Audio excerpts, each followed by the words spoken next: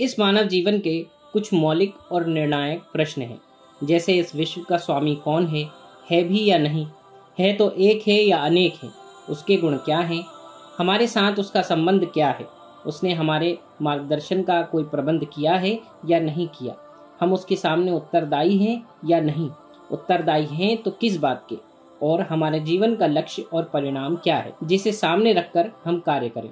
इन प्रश्नों का उत्तर जिस प्रकार का होगा उसी के अनुसार जीवन व्यवस्था बनेगी और उसी के अनुरूप नैतिक नियमों का निर्माण होगा। इस संक्षिप्त वार्ता में हम आपको इस्लाम के बारे में बताएंगे और ये बताएंगे कि इस्लाम इस संबंध में क्या जवाब देता है। इस्लाम का जवाब यह है कि इस सृष्टि का स्वामी ईश्वर है और वह एक ही स्वामी है। उसी ने इस सृष्टि को पैदा किया है, वही इसका एकमात्र प्रभु, शासक और पालनहार है। उसी के आदेशानुपालन के कारण ये सारी व्यवस्था चल रही है। वह तत्वदर्शी, सर्वशक्तिमान है, प्रत्यक्ष और परोक्ष का जानने वाला है, सभी दोषों, भूलों, निर्बलताओं तथा कमियों से मुक्त है। उसकी व्यवस्था में लाग लपेट या टेढ़ापन बिल्कुल भी नहीं है। मनुष्य उसका जन्मजात बंदा यानी दास है। उसका कार्य यही है कि वह अपने सृष्टा की बंदगी यानी गुलामी करे और आज्ञा पालन करे।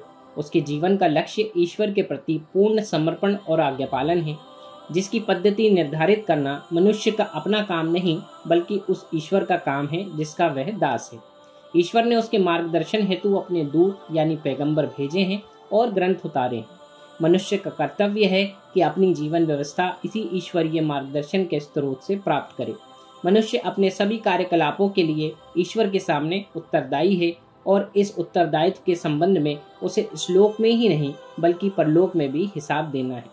वर्तमान जीवन तो वास्तव में परीक्षा की अवधि है, इसलिए यहाँ मनुष्य के संपूर्ण प्रयास इस लक्ष्य की ओर केंद्रित होना चाहिए कि वे आखिरत यानी परलोक की जवाबदेही में अपने प्रभु के समक्ष सफल हो जाए। परलोक की इस परीक्षा में मनुष्य अपने पूरे अस्तित्व के साथ सम्मिलित है। उसकी सभी शक्तियाँ एवं योग्यताओं की परीक्षा है।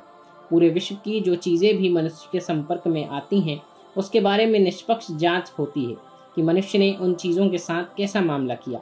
और ये जांच करने वाली वह सत्ता है जिसने धरती के कण कण पर, हवा और पानी पर, विश्वात्मक तरंगों और खुद इंसान के दिल व दिमाग और हाथ पैर पर उसकी गतिविधियों का ही नहीं बल्कि उसके विचारों तथा इरादों तक का ठीक ठीक रिकॉर्ड उपलब्ध कर रखा है।